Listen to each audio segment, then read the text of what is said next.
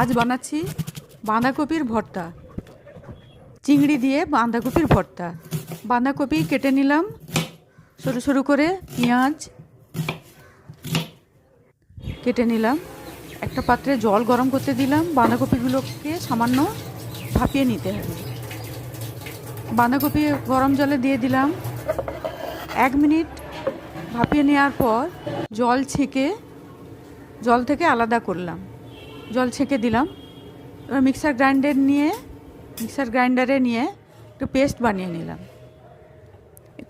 Fry প্যানে সর্ষের তেল দিলাম, 2টি শুকনো লঙ্কা ফোড়ন দিলাম, 1 চামচ জিরে ফোড়ন দিলাম, কাটা পেঁয়াজগুলো দিয়ে দিলাম, হালকা করে ভেজে নিলাম। এর মধ্যে চিংড়িতে নুন হলুদ মেখে রাখা চিংড়ি দিয়ে পেঁয়াজের সঙ্গে ভেজে নিলাম, হালকা ভেজে নিলাম। এবার বাটা বাঁধাকপি দিয়ে দিলাম, নুন হলুদ দিয়ে দিলাম,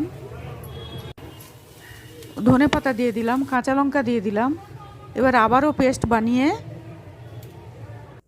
পরিবেশন করলাম গরম ভাতের সঙ্গে বাঁধাকপির ভর্তা। শীতকালের দুপুরে বাঁধাকপির ভর্তা গরম ভাতে খেতে দুর্দান্ত লাগে। আহা, কি স্বাদ!